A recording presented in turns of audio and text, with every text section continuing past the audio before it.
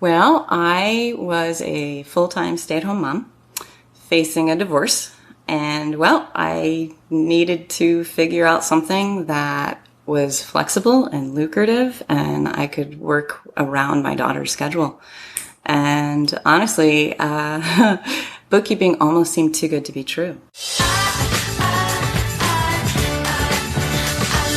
I love bookkeeping. Hello, everyone. This is Ben Robinson, and this is the I Love Bookkeeping show. Thank you so much for being loyal listeners. If you would like to get all of the shows, we got show notes and a lot of other goodies, head on over to ilovebookkeeping.com because there, hey, we've got it all. You can submit an application to become a guest, see the show notes, listen to all the shows, and some other goodies that are there. But what we have today is a very special treat. We've got somebody that is a awesome bookkeeper. She hails from Vermont. I believe this is the first time we've had somebody on this show from Vermont, so it's awesome. We're trying to fill in all 50 states and countries that we can that are out there. She is a mom to a daughter, I believe, and she well, I'm just going to let you kind of fill us in a little bit more here. Welcome to the I Love Bookkeeping show, Erin Bardsley. Thank you so much for having me. Yeah. So, what's your favorite thing about living in Vermont? Oh my goodness, there's too many things. Summer. It's beautiful in the summer. Winter's tough. Right. Yeah. You get a lot of snow. We do get a lot of snow and it's cold. Yeah. I'm not a big fan of cold. No. It's fun for a day or two when you're looking at it from the fireplace. Absolutely. You know? Yes, I agree. Yeah. But after that, no bueno. So, awesome. Now, how long have you had your bookkeeping business, Erin? Just over a year at this point. Okay. All right. And what made you start that? Oh, my goodness. Well, I was a full-time stay-at-home mom facing a divorce. And, well, I needed to figure out something that was flexible and lucrative, and I could work around my daughter's schedule. And honestly, bookkeeping almost seemed too good to be true. And then I found your program and dove right in, and here I am. Oh, awesome. Now, did you have any experience in bookkeeping or accounting before? Nope. None? Okay. I was formerly a teacher. Oh, okay. Yeah, in a former life. Okay. All right. What, high school? Elementary. School? Yep. Elementary. Okay. Yeah. When they're still sweet. Still sweet. Yeah. Middle school would be the worst. Oh, no. You couldn't pay me enough. Yeah. Pubescent kids. No, thanks. No. Nope. That was high schoolers. Okay. Elementary. Okay. But yeah, I would definitely not take middle school. Anyway, we digress. I digress. How did you find the learning curve in terms of catching on to the bookkeeping and accounting? How was that for you? You know, I found that none of it was hard, but it's very complicated, if that makes sense. Like, if you break it down piece by piece, it's not rocket science. It's really very straightforward. But there are so many moving parts. And I feel like now I'm finally getting out of the panic attack zone. Right. You know that, so that's been a really great feeling. But it took, a couple months to really grasp what it was that I was attempting to do. Okay. Yeah. I've always heard it likened to a river that's 20 miles across and only 12 inches deep. Right. Exactly. Yes. Rather than it's not like you said. There's not a lot of. I won't say not a lot of depth. There is, but there's a lot of things that you have to keep up in the air. So it's the moving parts. Yeah. Did you, because I know a lot of people like struggle with debits and credits and learning, all that stuff. Did you have an aha moment where it all just kind of go, oh, now I get it? Yes, or is actually, it more at about 2 in the morning one day. Great time. Yeah, of course. Yeah. Yes. No, I actually, honest to God, to this day, I still have a poster on my wall with the debits and the credits just because every once in a while you're like, wait a minute. Yeah. Yeah. That was the hardest part. Yeah. Yeah. Okay. So and it's funny because I just yesterday was recording another video on debits and credits because that's one of the most struggled with things, right? Is that why is a debit sometimes good and a credit sometimes good, and it doesn't seem to make sense, and what's a normal balance and all of that. So it does take a little bit of a learning curve, but it's kind of like a language, I would say. Absolutely. You know, I agree with that. learning a foreign language. Speaking of that, now you said you're a world traveler. Yeah. How many countries have you visited? I've never actually counted, to be honest. Roughly. A lot of the Caribbean, 48 states, I'll say that. Quite a bit of Europe and part of Southeast Asia. Oh, nice. Yeah, What's been your favorite country? Well, I lived in St. John in the Virgin Islands for a while. And it's not really, I mean, it's part of the United States, really, but Right. I loved it down there so much. Yeah. Well, that's good. That's good. All right. So you have, how many clients are you serving right now, Erin? Right now I have 7 clients. 7 clients. How have you gotten them? What's been your Well, marketing? let's see. They've fallen out of the woodwork. I like that method. Yeah, it's kind of remarkable, actually. Word of mouth has been yakety yak, has been number 1, I would say. And then we have this local listserv email group that has gotten me quite a few clients. But the one thing that I did do when I first started was I reached out to a local Vermont bookkeeper. And this was when I was still vetting the course, BBL, and asked him, if this was too good to be true. And he walked me through the process, and he actually has referred 3 clients to me, which has been fantastic. Oh. Yeah. Just because he's so busy? Yes. Because he's so busy. So that's good. Yes. It was the same thing in my experience of trying to hire bookkeepers. They were so busy with their own clients, and they didn't have time for me, and good for them, right? And so absolutely. there's a lot of job security for great bookkeepers who know what they're doing. Well, that's the problem. Yeah, you're exactly right. Now, I know that you said that you're on your way to building a bookkeeping empire. So if you were to look out 3 years from now, tell me what does your business look like in terms of number of clients? Do you work with? Do you have team members? What's it going to feel like? I would love to have team members. I love bookkeeping. I really do. And I also really love running the business. I feel like that's a part that I really, truly enjoy, is connecting with the clients. So yes, I would love a team. And I have no idea how many clients. I don't know what my capacity is. Right. Okay. Well, it's not something, but you definitely want to grow and you want to have more clients, right? Absolutely. No question. Right. And, always there's the volume of mentality where people's like, hey, I want to work with simple clients. Therefore I can serve, 50 on my own, or I want to serve 5 that I really go deep with. And then there's a blend, right? There's some clients that may require 10 hours a week and some that require 10 hours a year. So it's up to you. So choose your own adventure, as you know. Right. Yeah. That's something I'm thinking about now is, when I first started, I didn't have the luxury of hand selecting clients. Because I was taking every client that I could find, really. And I'm now at the point where I feel like I'm ready to niche. I'm ready to be more selective in choosing my clients. So that's a really exciting place to be. And also kind of Oh yeah. Well, that's kind of what business is all about, is that you get comfortable with one thing and you're like, oh, I got this. And then it's like, oh, new challenge. New challenge. It's always growing. And it intimidates me at some point, but it also motivates me. Absolutely. Yeah. I don't want to be comfortable. I want to be striving. I want to be growing. Yeah. That's awesome. So I know that what we're going to chat about here today is that you want to grow, but your concern is you don't want to grow too fast. Is that right? Yes, exactly. Okay. All right. So your question is basically, how do you gauge just how much you can take on at any given time? Exactly. So, I would love to tell you that there's an accounting equation where we could say assets equals liabilities plus equity, work equals number of hours plus whatever. There is not one. With that being said, have you been burned with taking on too much at one time yet? Almost. Okay. And I would like to avoid that. Yeah. As a single mom, I can only stretch myself so thin. There are only so many hours. And so I've been very careful to avoid getting burned, but I've definitely worked myself ragged at points, especially when I was first starting. Oh, yeah. I mean, that's a given, right? Yeah, absolutely. I signed up for that. Yeah. Yeah. And we're very direct in that, starting a business is, like having a baby in the house. It takes a lot of effort, especially at the beginning. Not having a baby, because I've never had a baby, so I'm not going to judge on that.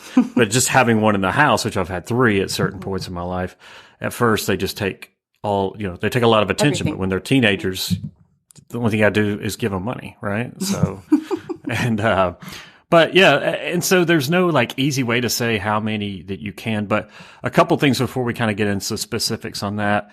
Never ever stop marketing.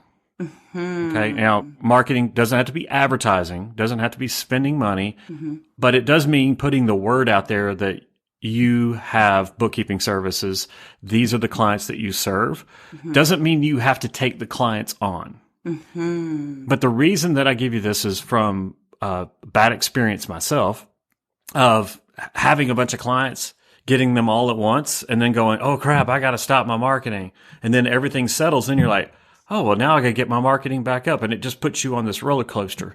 Right. So whatever you're doing to market, this email list that you're working with, the referrals that you're getting from this bookkeeper, if you're going to networking events, if you're communicating to other people that you know through Yakety Yak, don't stop any of that. Okay. Now, again, this makes you more selective with the clients that you choose. But for you, Erin, and for everybody out there, never stop marketing.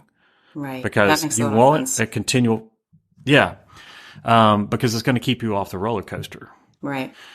Now, in terms of the clients that you take on, is it where you want to have more money to be able to support you, or are you to the point where, hey, I can pay the bills, now I want to take it to the next level?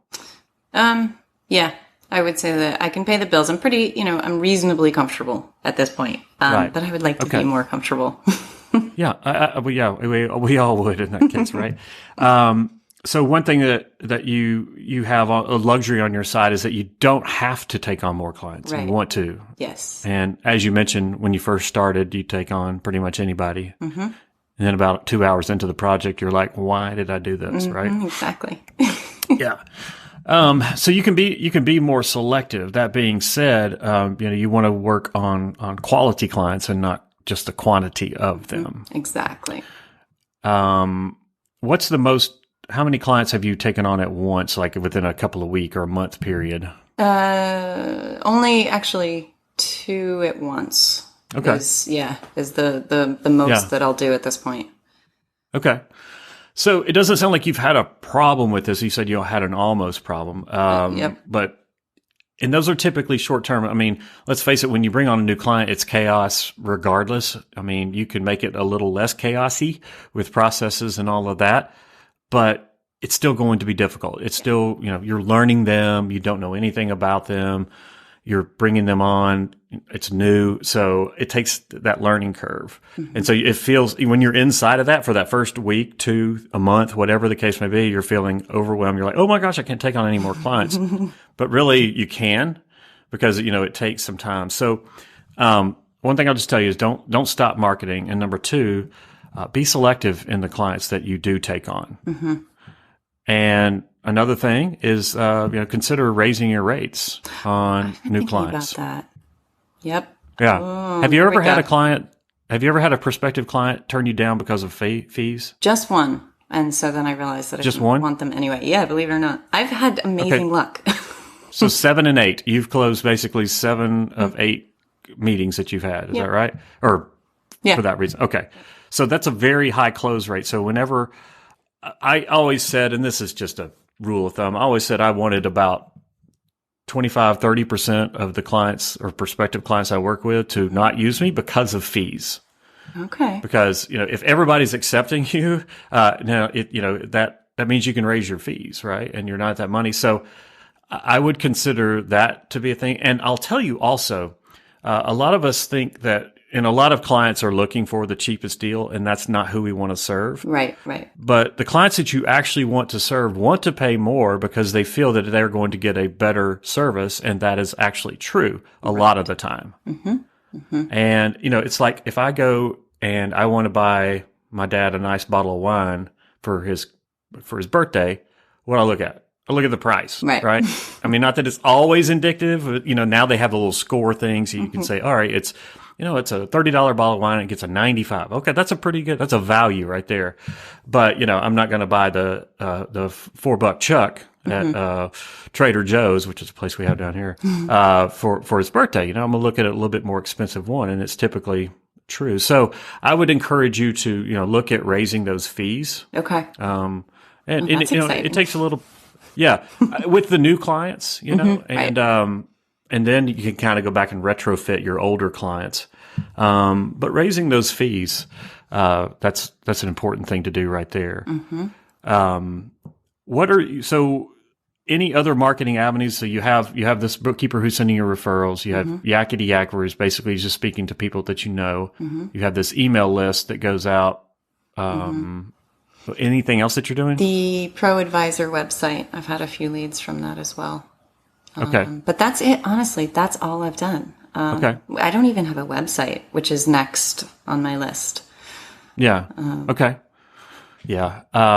If you're getting the clients like that, I mean, it's nice to have, but it's not a necessity. There's a lot of people, they sign up with Bookkeeper Business Launch. They're like, oh, I'm going to go get my website and everything. I'm like, well, that will be important, but it's not important yet. At what point do you feel like it is important? When somebody doesn't use you because they say, well, you didn't have a website. And you go, well, okay. I should probably get a website then. If you don't have one, I address my liability. I just get it out in the open right off the bat. And I go, look, I don't have a website. I'm too stinking busy over here working and serving my clients. I don't have time to build a website. Do you know somebody who can build that website for me? I always bring that out because number one is true. So, if you're working with somebody who's very tech savvy, and if you're going to be working with people virtual, they're probably going to expect it at some point in the higher echelon just to check you out for legitimacy and all that stuff. Although anybody can get a website doesn't mean you're legit, right? But just getting that on there, I think would be, at some point it's going to be, important, but I don't think that it is right now. Okay. Okay. And just, when you do, go out there and get you a one pager, on, just where it has like everything on one page. You could build that in an afternoon. Right. On, Squarespace or one of those. I mean, that's not what you probably would want to end up with, but for now, just getting it going, you can spend an afternoon and get it on there where there's a contact form, a little bit about you, your picture, who you serve, your certifications. So it's just kind of like a glorified brochure, and then you can build from there. Right. Sounds good. So I would just tell you to, it doesn't sound like you've had a problem with it, but, I don't think if you are not having people complain, okay, and when I say people, that's clients or your daughter or you about the lifestyle that you're leading, then you're not growing too fast. You're right. Right. Yeah. So, in our business, if our clients are going, where's my stuff? Where's my stuff? You're not getting my stuff. Then that's a signal, obviously, that you need to slow down.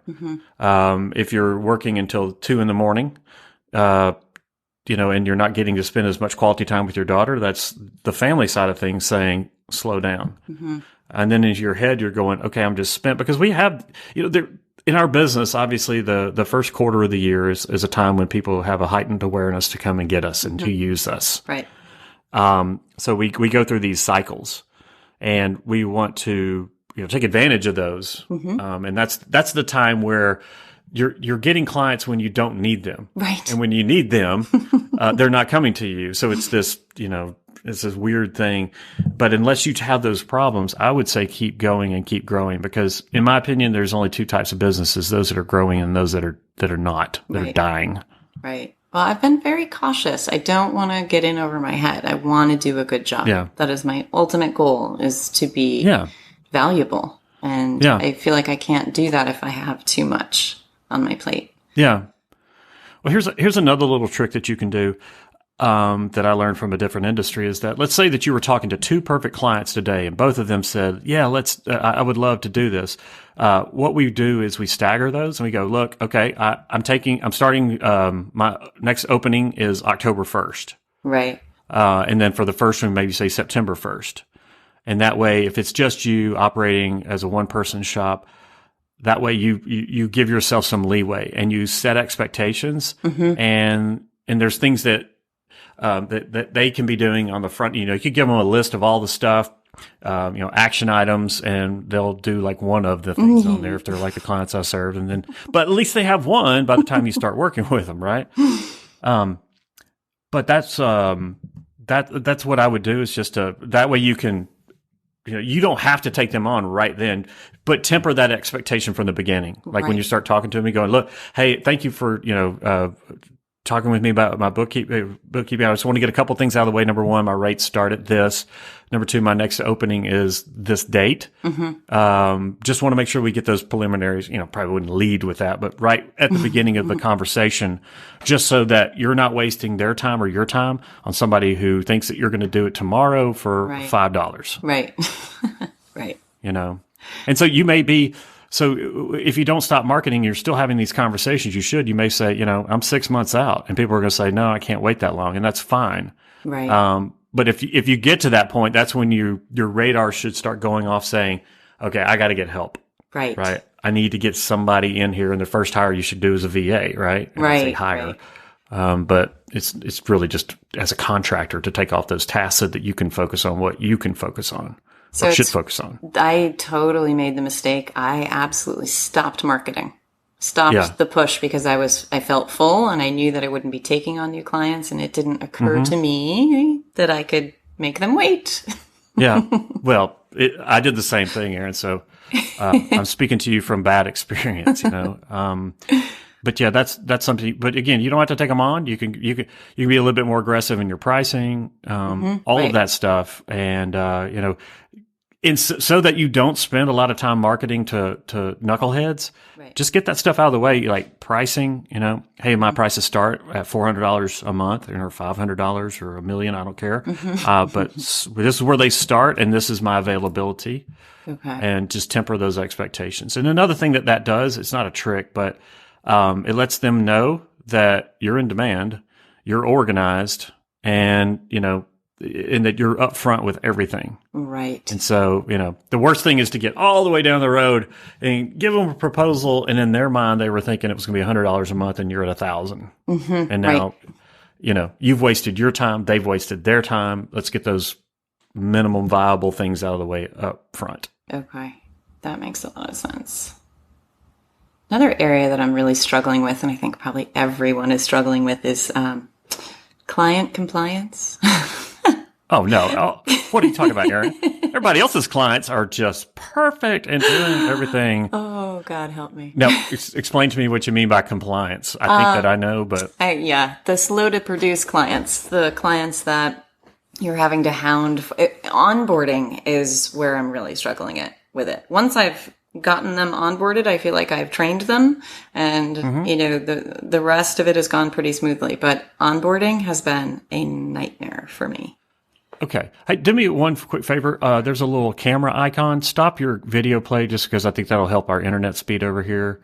Icon. Yeah, there's a little camera. It should be in the upper right left-hand corner. Oh, on my side. It's like a little side. camera and a microphone. Yeah, just click on that and it'll stop your camera.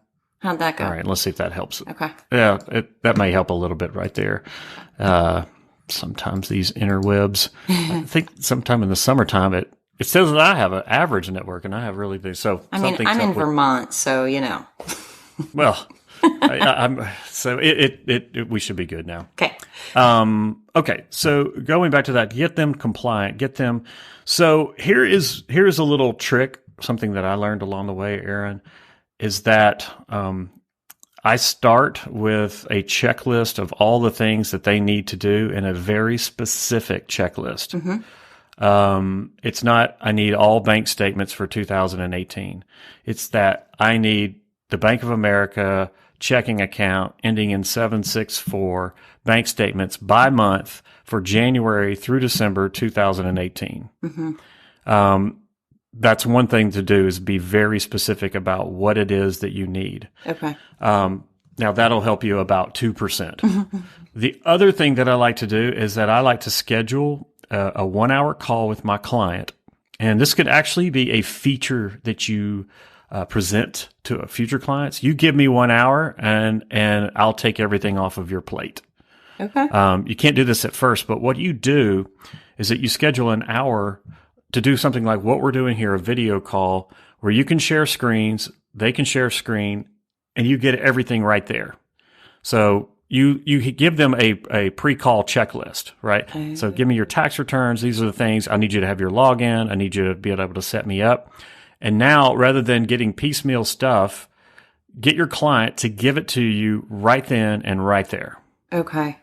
I love that idea. And once you get done with that call, if they've done everything on the pre-call checklist, okay, so what you normally send to them is kind of your hit list, things that you need, and then filling in the gaps on that call, you should have everything done. If you don't start work. Right. If it's something like immaterial, like there's a missing copy of a check, but if they're missing, if you're going to start back at January 2018 and start doing everything and they don't have the first 3 months of bank statements, you can't start. Right, right. And, just make that clear to them. Show them that you have a process. Mm-hmm. Show them that you are organized, because they are not. Mm-hmm. And that's what they want. Mm-hmm. Right. I've actually run into a situation where I had clients happily paying me every month without giving me the stuff I needed to do the work. Oh, yeah. It's crazy.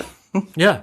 But then when they do give it all to you, they want it done tomorrow. Of course. 6 months. Right. I paid you. Mm-hmm. I know you have, but you haven't given me anything. Mm-hmm. And so, one of the things that I would do is just to have that information, so it would go from, proposal accepted, engagement letter, and inside that same communication with the engagement letter or soon thereafter, I give them the checklist and give them a link to schedule the onboarding call, but they can't schedule that until they've done everything on that list. Oh, okay. I love this idea. Okay. Yeah. And, so I would strongly suggest that you do that. And, you can start playing with this, but this is one of the things that people don't like about switching bookkeepers, switching accountants, switching anything, is the pain that it causes, right? So if you can help them say, give me an hour, and do these tasks right here. And for this, I'll be able to leave you alone. Now, you're going to have to be actively involved in your finances because this is your business, right? So this is like, you can't farm out your own health. You can't farm out your own financial stuff here. You can farm out parts of it, but it's your business. Right. Another thing, just another little trick. I always look for markers when I make my marketing I try to create my marketing process. And if you go back and listen to episode 1 of the I Love Bookkeeping with Ben Day, I walked him through this whole thing, but I'll kind of give you a recap here and go back and listen to that one. I like to when I'm doing the marketing, I like to put them in situations that I'm going to be experiencing with them when they are my client. Right. Getting me information, getting me access, communicating with me, being on time to a phone call. I want to put them in all these situations because I want to gauge, because what they're doing, it's like dating and marriage, right? Are you going to be probably in dating going to act really, really good? In marriage, some people don't. It's my understanding, right? Right. I know that nobody else out there but has experienced this, but heard and seen movies where, but if they're going to, how they're going to act in the courting phase should probably be a little bit better than how they're going to act when you're actually serving them. Yeah. No, I remember that episode. Yes, absolutely. Yeah. So I like to put them in those situations, and I just like to, I like to see how they're going to react, how timely they are, because as you know, and as everybody knows who works with clients' books, we can be as efficient. We can have the best processes. We can have the best team, but if we're missing information and our client is the bottleneck, everything is crap. Absolutely. Yeah. So that's just a couple of things right there. So try that out on your next one. Okay. Well, yeah. And now that I'm in the position to be more selective, I feel like I can start trying these things. Because when I first started, I would take anybody. Yeah. And also, another thing that people get more serious when they're charged, when they have skin in the game. Mm-hmm. And so don't shy off of charging a setup fee. Oh, I do that. Yep. I do that for sure. Right. Well, consider upping it too. So sounds good. Just because, people get skin in the game, and now, okay, I paid for something, but even like you said, there's some clients that pay you happily and they don't get you the stuff, but it's like an insurance policy, right? Oh, I got Erin. I don't ever get her anything, but I've got Erin. She'll take care of me when the time comes. And then my final thing on that was to be like, if people continue to drag their feet, make that a part of your engagement letter. Like, you have to have all this done within X amount of days, or else this engagement is null and void. Right. Tough love. But you're doing it for your good primarily, and you're doing it for their good as well. Because one of the frustrations that they have had with other bookkeepers and accountants is not being able to get their stuff. Right. Well, guess who is the common thread in all of that? It's them. Right. And, and people get busy, and I understand entrepreneurs, they don't want to do this stuff. It's not fun. And I get that. And we want to be able to help them as much as possible. But this is something that they have to be serious about. Business owners are in this, to make money. Hopefully. And this is directly related to that. Right. Does that make sense? It does. Thank you for all that.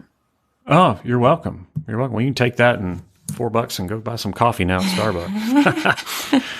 All right. So are we clear on how, go out there and grow, but just do it in a more, not methodical. You've been doing it in a methodical way, but just kind of a stair-step way, I guess that's what I'd say. Absolutely.